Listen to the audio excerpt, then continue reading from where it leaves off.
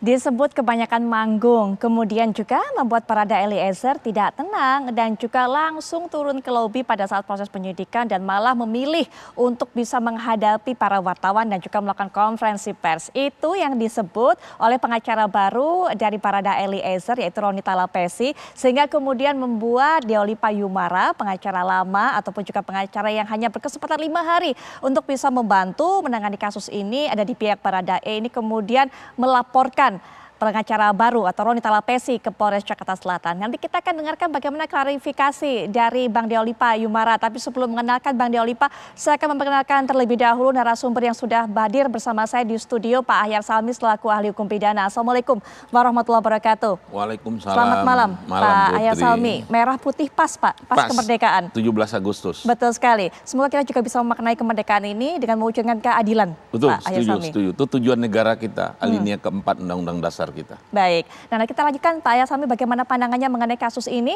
Nah kita juga akan perkenalkan narasumber lainnya, yaitu ada Bang Deoli Payumara yang punya panggilan akrab Bang Olip. Ini selaku mantan pengacara dari Barada Eliezer. Selamat malam Bang Deoli, Bang Olip.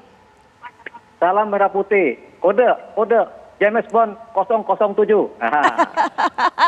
Berbicara mengenai kode saya jadi ingat, karena Abang juga singgung-singgung mengenai kode Bang, di surat pencabutan kuasa itu Bang. Nanti mungkin kita bisa bahas Bang mengenai kode-kode ini. Abang penuh kode nih Bang kayaknya. Baik, selain ada Bang Deoli juga bergabung dengan kita akan memberikan pandangannya juga Komjen Pol Purnawirawan Ito Sumardi selaku mantan Kabareskrim dan juga pengamat kepolisian. Assalamualaikum warahmatullahi wabarakatuh. Selamat malam Pak Ito Sumardi.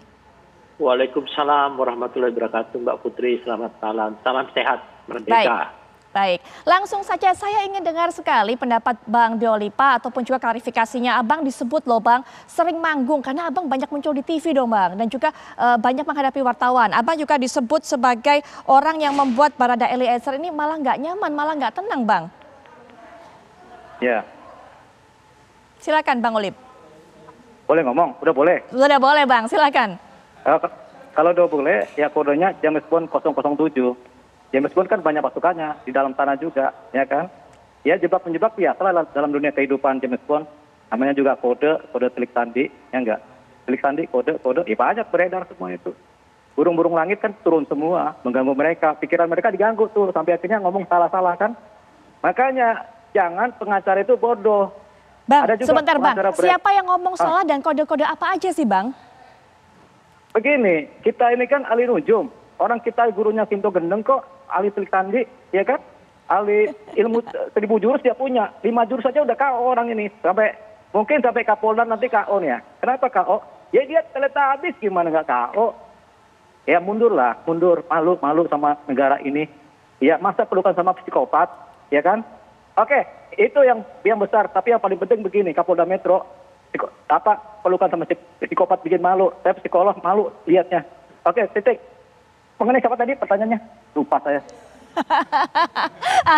Abang terlalu banyak kode. Bang, nah ini tadi sempat saya singgung. Abang ini kan disebut sering manggung, terlalu sering manggung, ya kan? Kemudian juga membuat Barada Eliezer ini nggak tenang, Bang. Iya. Begini, saya kan julukannya sekarang Wiro Sableng 212, ya kan? Kapak Naga Geni 212 kan? Itu kan coba aja nonton di YouTube. Banyak banget panggungnya tuh. Cet, itu namanya Wiro Sableng kan. Itu baru Wiro Sableng. Sekarang saya adalah seniman. Seniman kan doyan panggung. Ya langsung ada panggung kita naik. Jangankan kita. Indro Kasino, itu kalau ada panggung langsung, Dro, naikin Dro, kan gitu. Apalagi kalau ada si Dono. Pada nggak ada sih, saya sedih juga nih. Channel saya di UI ini pada nggak ada kecuali Indro. Nanti kan saya mainnya bareng Indro. Jadi Deoli Indro, ya kan. D-nya tuh Dono, jadi Indro sama Dono. Ya, pertanyaan apa lagi nih? Bang, itu kan sebagai penghibur, tapi sebagai pengacara Bang, kan juga mungkin ini yang membuat orang-orang juga, wah Abang terlalu banyak tampil di TV nih, begitu? Atau terlalu banyak tampil berbicara dengan media nih? James Bond itu kalau sudah kebuka, mau nggak mau buka-bukaan, 007, ya enggak. Tapi paling enggak 7 hari dari sekarang harapnya mundurlah itu Kapolda Teletabis, ya, bikin malu negara Indonesia. Kredibilitas polisi karena gambar-gambar di TikTok yang beliau tampilkan pelukan bermesraan itu membuat kepercayaan masyarakat Indonesia kepada Kapolda Metro Jaya menjadi 0%. Bang, kenapa Percaya Bang? deh. Kenapa Abang kemudian sekarang menyangkut-nyangkutkan dengan atau bawa-bawa menyinggung Kapolda Metro Jaya, Bang? Ini kan saya disuruh sama Sintong Gendeng. Kalau nggak disuruh juga saya diem. Orang saya disuruh, Wiro Sableng. Iya kan? Ya disuruh begitu ya begitu. Cuman saya ada penawarnya.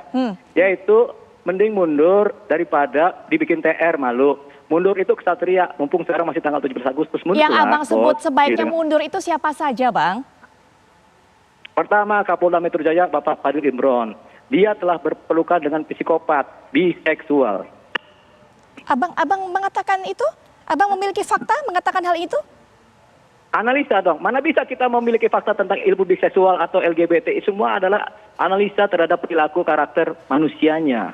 Dari mana Ya, Abang kode-kode dapatkan itu ada. analisa dari mana? Kan saya psikolog. Betul nggak? Baik, Emang mau Bang. tanya lagi sama siapa? Pasti kan tanya sama psikolog. Betul kan? Baik, Bang.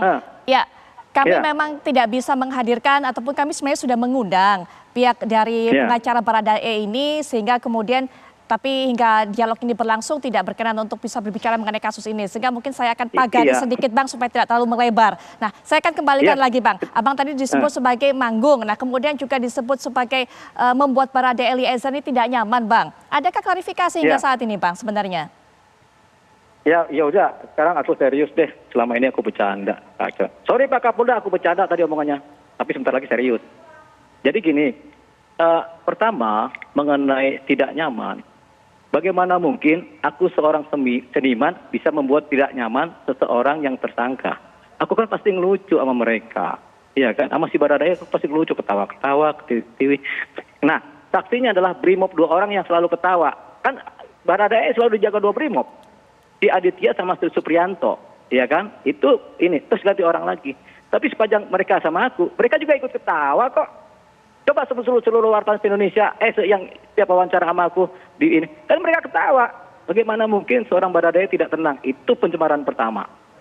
Baik Bang, kemudian juga mengatakan apa? ini bahwa wah ini saat penyidikan Abang langsung turun daripada menemani Baradae pada penyidikan, kemudian memilih untuk turun ke lobi bertemu dengan media, bertemu atau juga berhadapan dan memberikan konferensi pers kepada media Bang. Oke, saya sebagai James Bond 007, ini saya bercanda ya nggak serius ya. Sebagai James Bond 007, saya harus mengikuti perintah BKO, komando. Jadi BKO bilang apa? Saya harus lapor dulu, Pak BKO, gimana ini Pak? Apa yang harus kita lakukan? Tapi saya kasih masukan, bahwasanya ini terjadi kekosongan hukum penyidikan. Kalau ini cacat, formal bahaya, wartawan di bawah nunggu. Apa yang harus dilakukan? Saya harus wawancara minta izin. Oke, lu laksanakan wawancara, kata komando, yaitu Direktur Pak Andirian. Komando bilang, Bang, jalankan bebas tapi normatif. Tahu kan Abang sudah paham, Abang kan orang lama di sini kan, di Kamnek, siap komandan.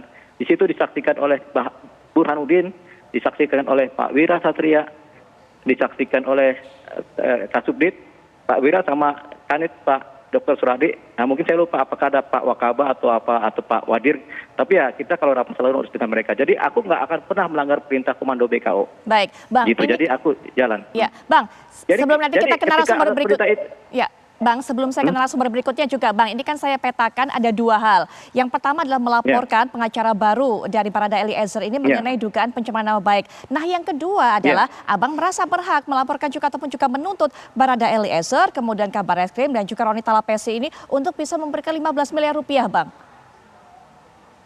Itu saya sengaja dikasih sama Pak Kabarreskrim juga nggak apa-apa, kan banyak duit dia dari 3 kali. Baik, nah kita langsung juga minta pandangan dari Pak Ito. Pak Ito, sebenarnya bagaimana kemudian mengenai masalah pencabutan kuasa pengacara ini? Seharusnya ini kan menjadi hal yang biasa, seorang klien kemudian mencabut kuasanya kepada pengacara yang memang ditugaskan untuk membelanya, Pak Ito. Baik, Mbak Putri.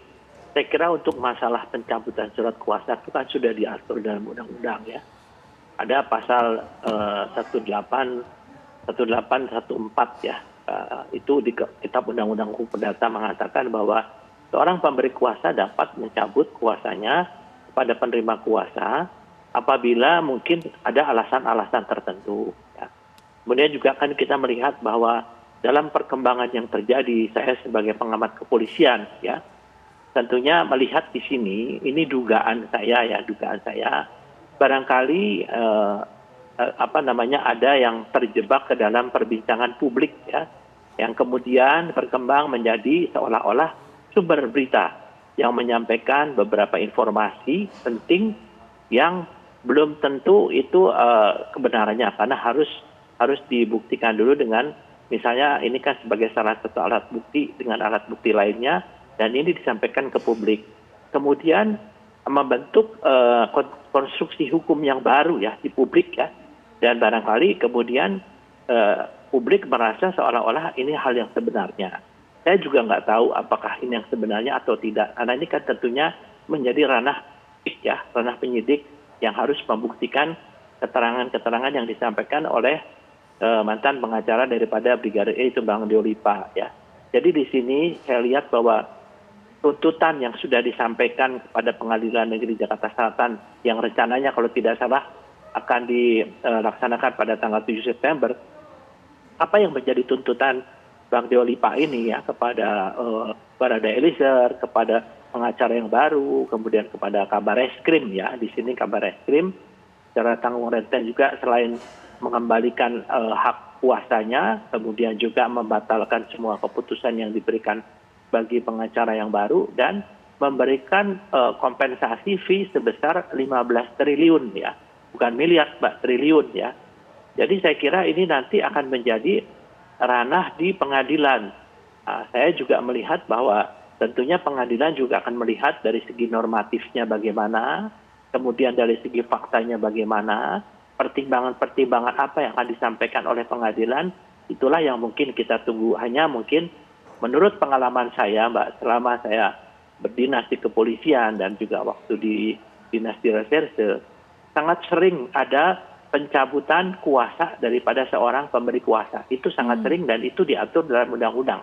Nah, kalau misalnya si penerima kuasa itu tidak menerima, itu haknya juga. Karena ini kan negara hukum ya. Demikian Mbak Putri. Baik, Pak Ayasami juga bisa berikan pandangan mengenai hal ini, sudah hal biasa bagi pemberi kuasa untuk bisa menarik kuasanya. Tapi nanti Pak berikan pendapatnya setelah jeda, kita akan istirahat sejenak, kami segera kembali.